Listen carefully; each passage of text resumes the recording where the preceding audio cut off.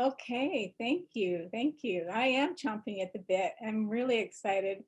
I've been looking at the records of Hezekiah for probably a couple months. It was John Orovitz that kind of brought one of the verses in Chronicles to light when we were talking one day online here with our fellowship. And I thought, oh my gosh, I've got to go look at this account. And pretty soon I realized that there's chapters and chapters and chapters and chapters written about Hezekiah and, of course, his father Ahaz. And tonight I thought we would look at what trust doesn't look like and taking a peek at Hezekiah's father Ahaz. Because sometimes you can learn a lot from watching how people do it the wrong way. And Ahaz was a really great example of what not to do. And so tonight it's what trust does not look like. And then next week we're going to look at Hezekiah and how he trusted God to come into a huge mess that was left by his father. And he trusted God to put things back together in Judah and Jerusalem. And he was one of the greatest kings ever. In fact, in one place it says there was none like him before him or after him. He was compared to David of all people. And that's a high compliment for a king. He was a really, really wonderful king. So if you want, we'll start in 2 Kings chapter 18. And this is just like a nice little summary section of Hezekiah. And I thought we'd just start out by reading about him, even though we're going to take a look at Ahaz tonight. 2 Kings 18, verse 1. Now it came to pass in the 3rd year of Hoshea, son of Elah, king of Israel, that Hezekiah, the son of Ahaz, king of Judah, began to reign. He was 25 years old. Can you imagine?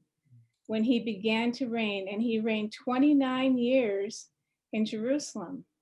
And his mother's name was Abi, the daughter of Zechariah. He did what was right in the eyes of Yahweh according to all that David his father had done. He removed the high places and broke the standing stones and cut down the Asherah, and he broke in pieces the bronze serpent that Moses had made, for in those days the children of Israel burned incense to it. They were burning incense to the bronze serpent. Unbelievable. It was a great historical artifact that they had.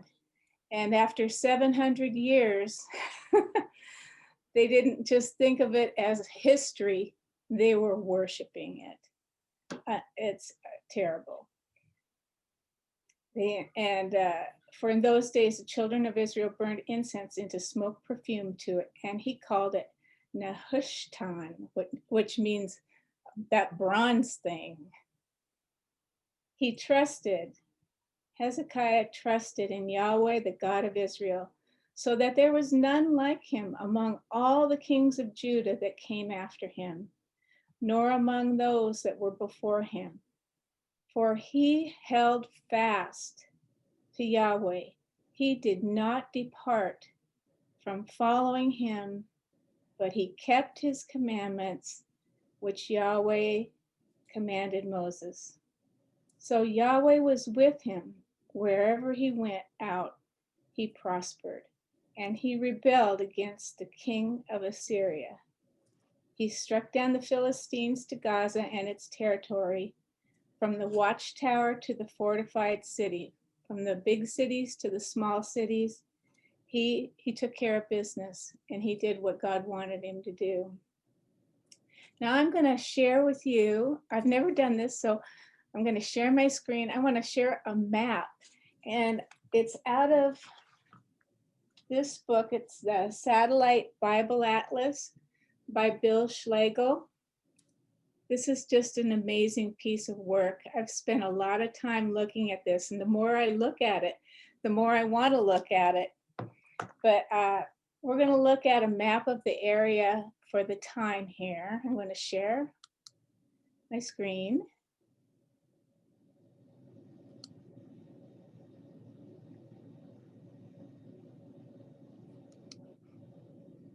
There you go. Hey, can you see that?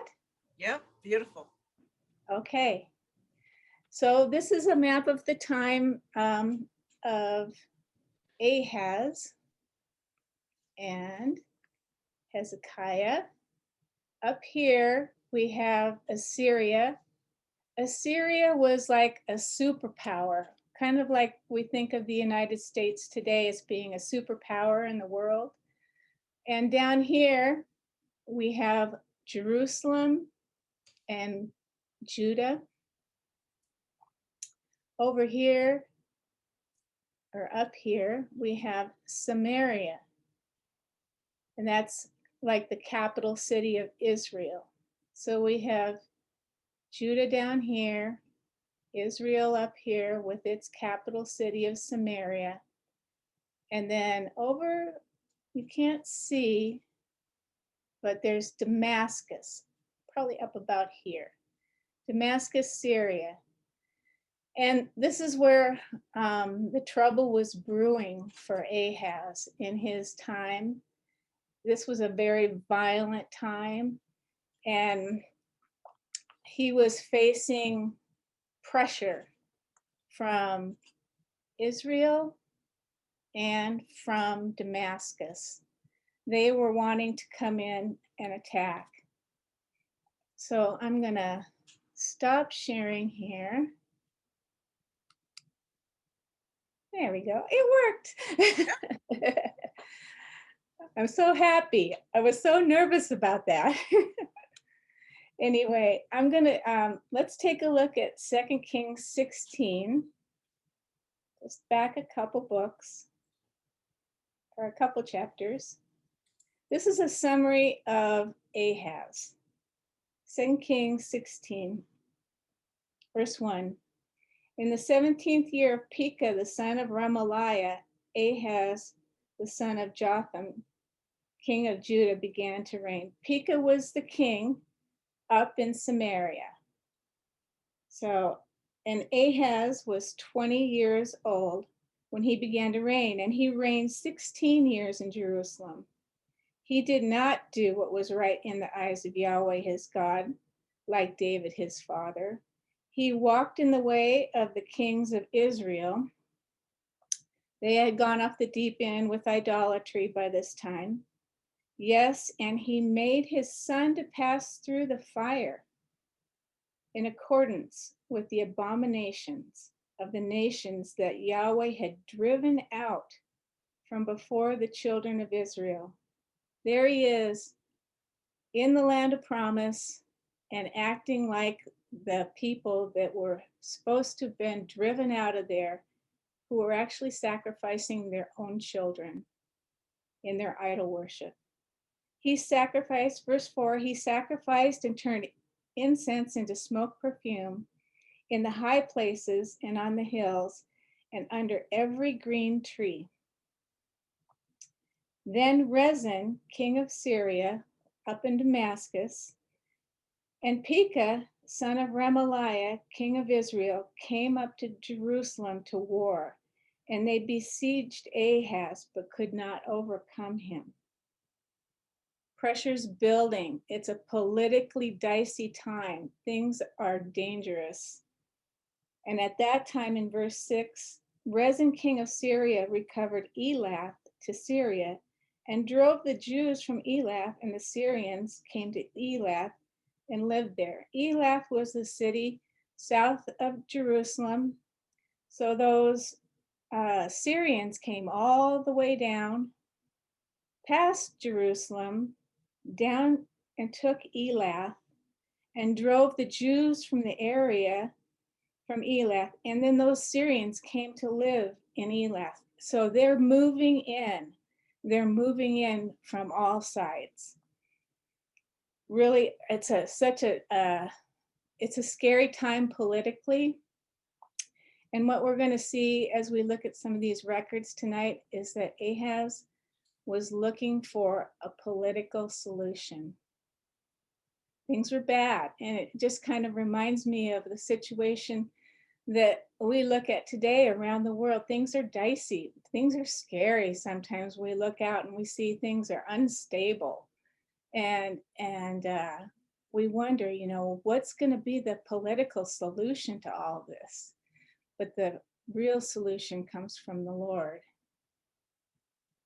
So let's take another peek over here.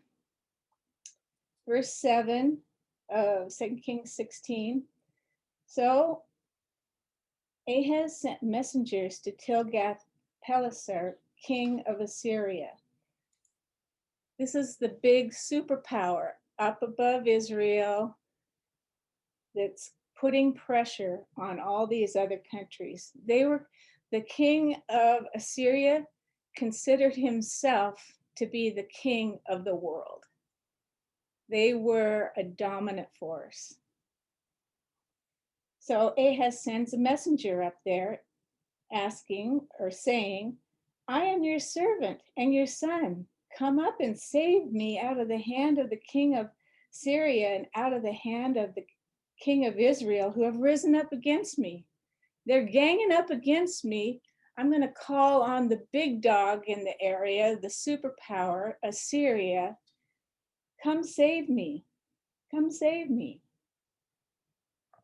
Come save me out of the hand of the king of Israel and the king of Syria. Verse 8, and Ahaz took the silver and the gold that was found in the house of Yahweh and in the treasures of the king's house and sent it as a gift to the king of Assyria. That was his solution. He took the beautiful things of God's temple, cleared them out, all the valuables, all the things that God had asked to have put in that temple for worship and for praise towards him. Ahaz took that and sent it as a gift. Actually, it was a bribe to the king of Assyria. Verse 9, the king of Assyria listened to him, and the king of Assyria went up against Damascus, which was up and over east of Jerusalem, and captured it. So things are looking better for Ahaz all of a sudden. His bribe looks like it might be working. He's convinced the king of Assyria to protect him by going up against Damascus and capturing it. And they carried away its people captive to Kir and killed Rezin, who was the king. So this was his method. He was looking to do deals. He was looking for political answers.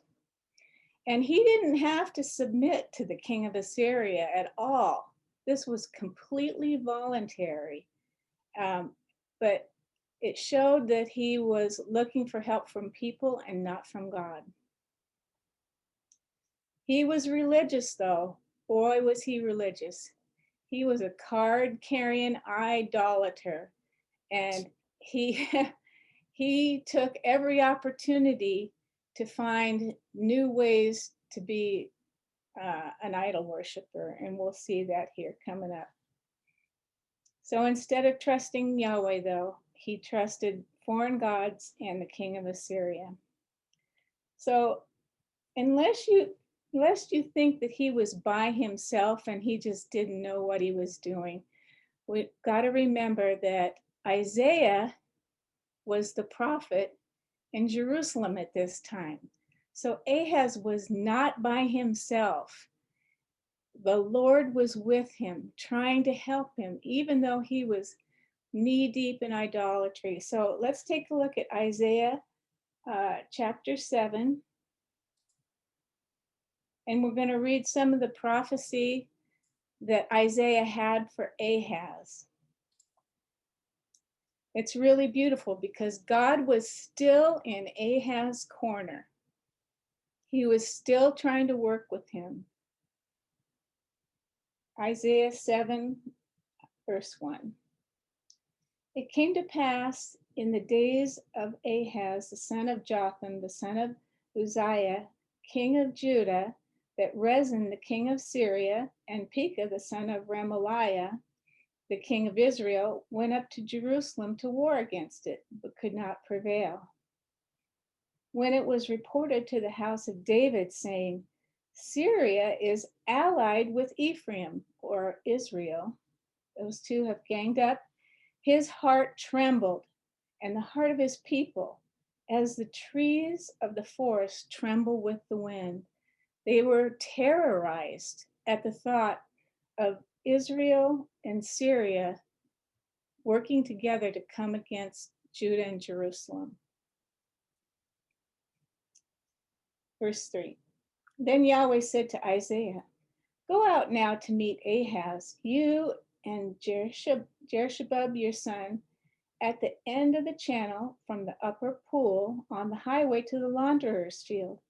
Tell him, make sure you stay calm. Do not be afraid, and do not let your heart be faint because of these two stubs of smoldering firewood, because the fierce anger of Rezin in Syria and of the son of Remaliah. That would have been Pekah, the king in Israel. Don't be afraid. Stay calm. This is the word of the Lord to Ahaz. They were just smoldering pieces of firewood as far as God was concerned. Verse 5. Because Syria, along with Ephraim and the son of Remaliah, have plotted evil against you, saying, Let's go up against Judah and tear it apart, and let's divide it among ourselves and set up a king in its midst, even the son of Tabeel. They had already decided who they were going to put in as king in Jerusalem once they took out Ahaz. So this is what the Lord Yahweh says. It will not stand, nor will it happen.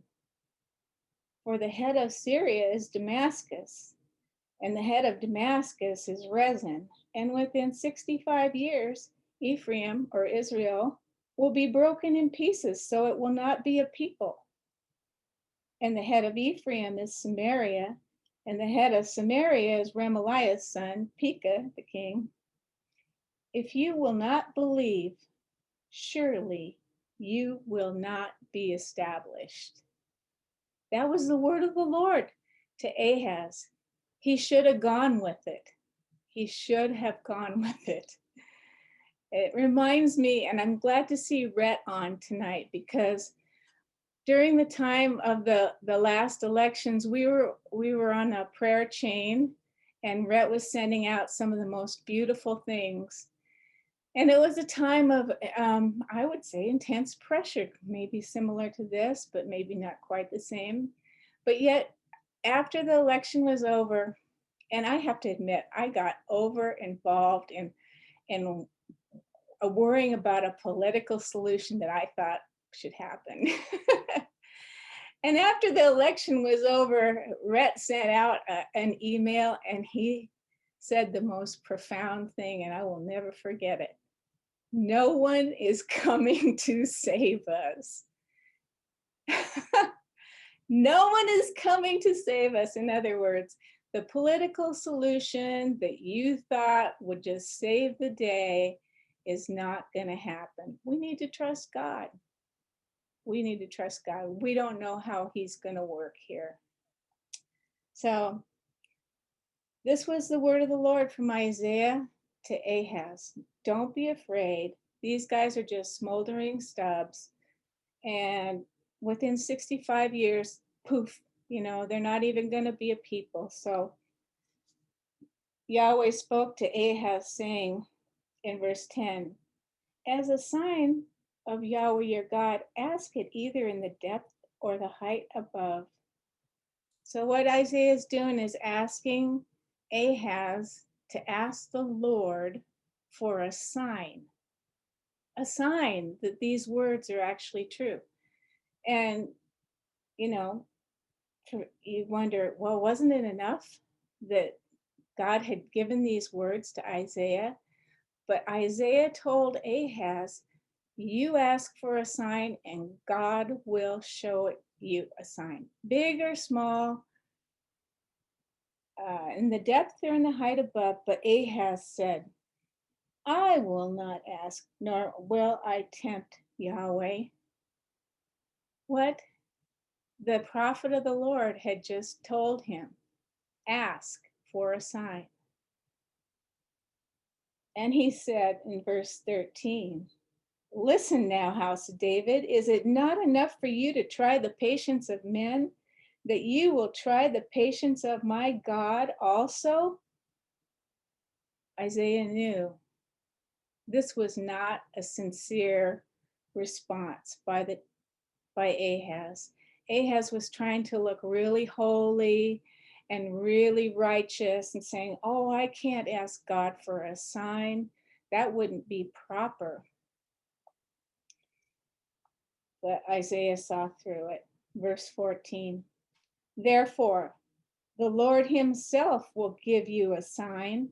Behold, the young woman is pregnant and about to bear a son, and you, young woman, will call his name Emmanuel.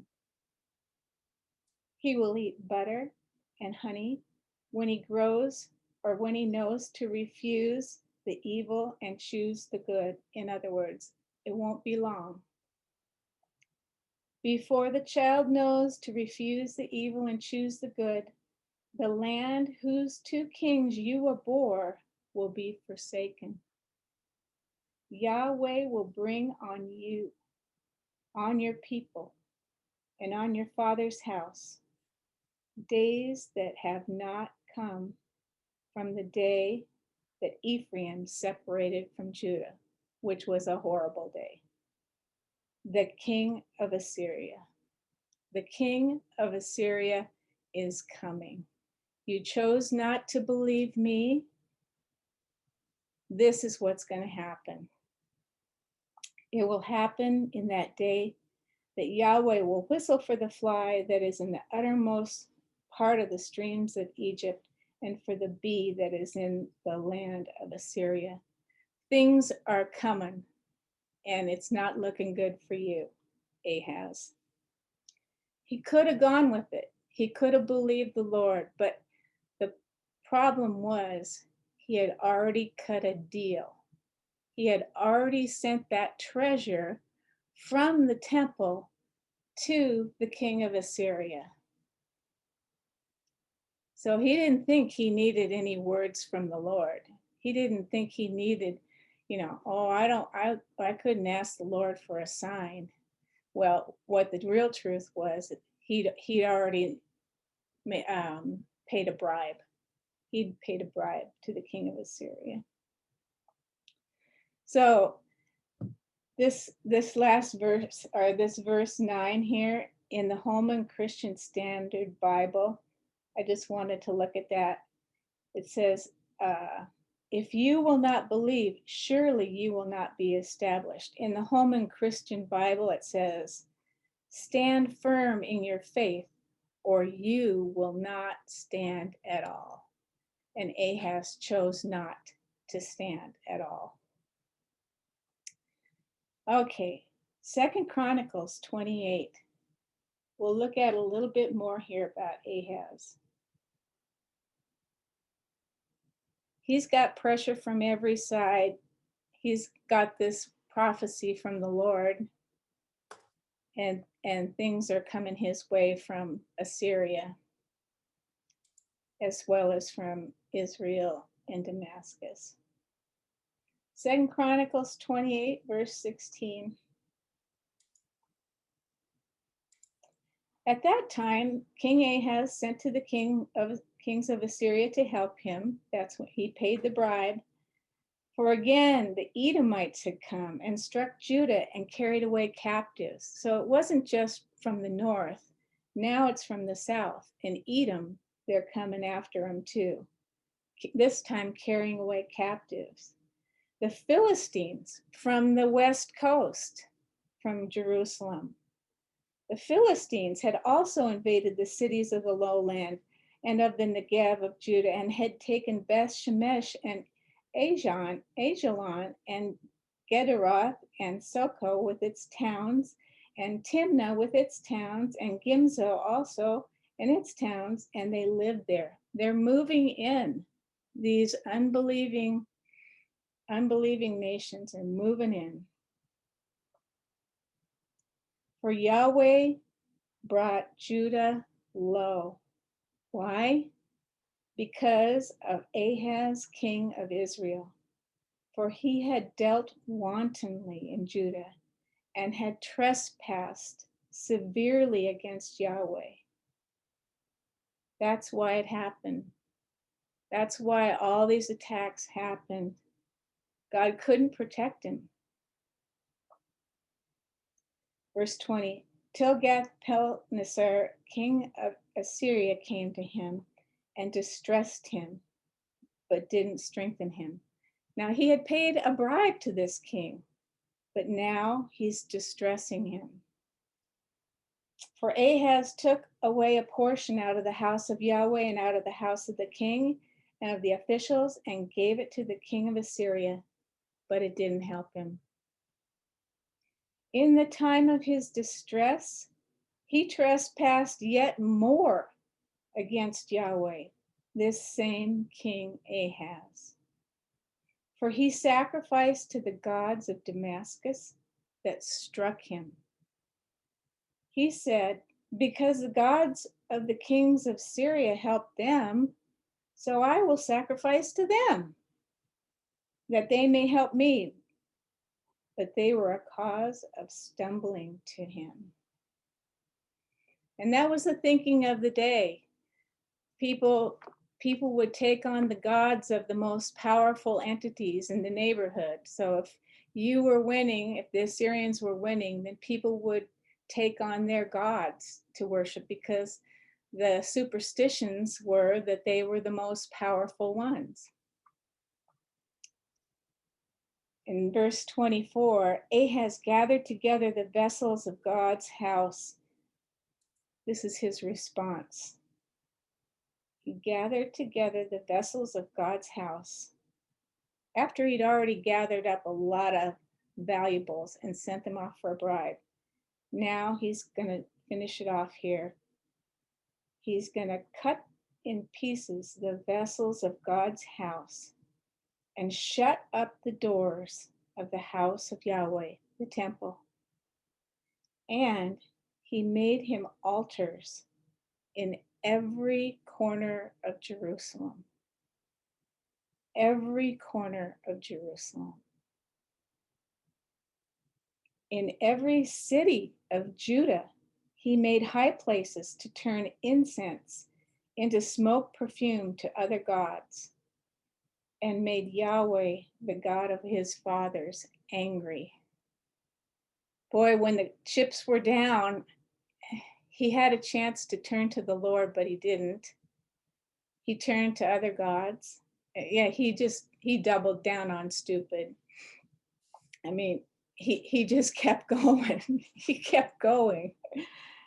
And he didn't just do it in Jerusalem. Now he's moving out, and he's doing it in all the cities of Judah, setting up high places to burn incense and sacrifices to other gods.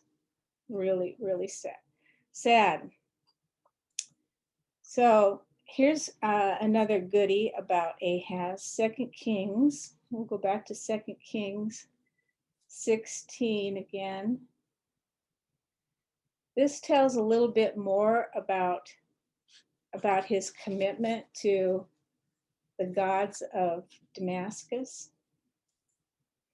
He was so enthralled and so taken with the king of Assyria and his power and his success in battle and his political savvy that this is what he decides to do.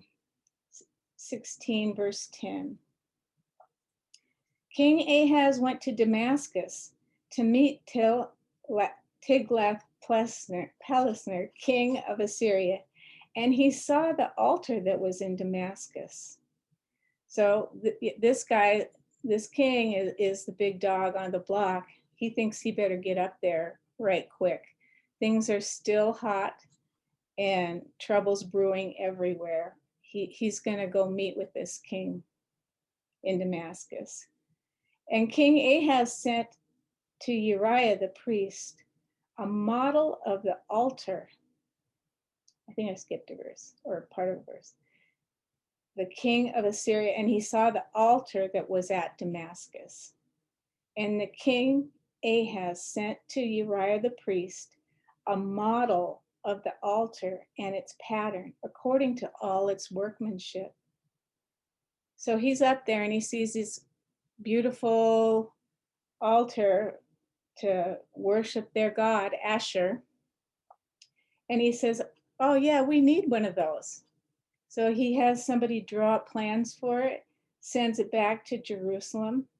So Uriah the priest, in verse 11, built an altar in accordance with everything that King Ahaz had sent from Damascus. And Uriah the priest made it before Ahaz the king came from Damascus, had it done before he even came home. Verse 12, when the king had come from Damascus, the king saw the altar, and the king approached the altar and offered on it. He turned his burnt offering and his grain offering into smoke perfume, and poured his drink offering and sprinkled the blood of his peace offerings on the altar.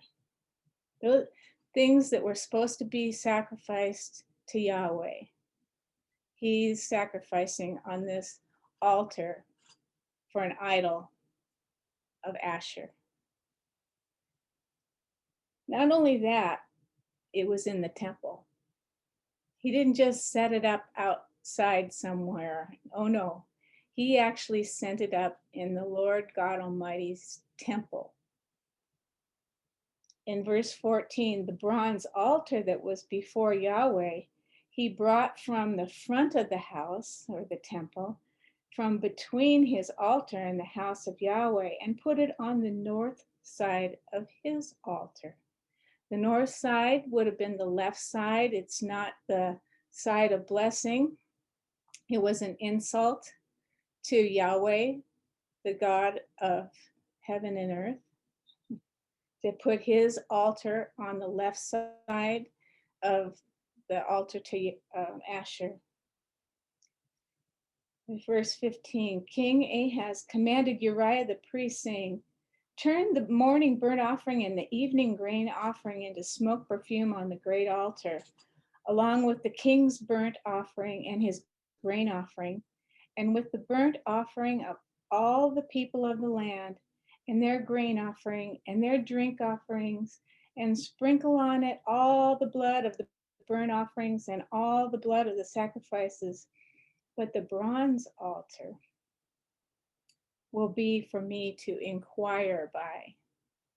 He was going to use the bronze altar from the temple of God to do divinations, to inquire of other gods who peep and mutter. It's unbelievable. You just can't hardly even imagine how much more he could have done to slap God in the face. Verse 16, so Uriah the priest did according to all that Ahaz commanded. And then King Ahaz cut off the panels of the bases and removed the basin off of them, and took down the sea from off the bronze oxen that were under it, and put it on a pavement of stone. These are things that were supposed to be in the temple. And the covered way for the Sabbath that they had built in the house, and the king's entry outside, he caused to go around the house of Yahweh because of the king of Assyria. In other words, he didn't want it to look like they were worshiping Yahweh there. He wanted to make it look like they were worshiping Asher and their other gods. He was committed. He was religious. He was really, really, he was sold out to do whatever he could except for to listen to the Lord God Almighty. And it didn't go well with him. Now, the rest of the acts of Ahaz that he did, are they not written in the book of the Chronicles and of the kings of Judah? And Ahaz slept with his father and was buried with his fathers in the city of David. And Hezekiah, his son, reigned in his place. Keep in mind, many of Hezekiah's brothers and sisters had been sacrificed, human sacrifice, and Hezekiah had lived.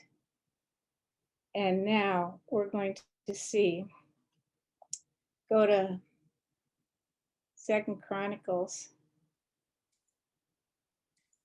29.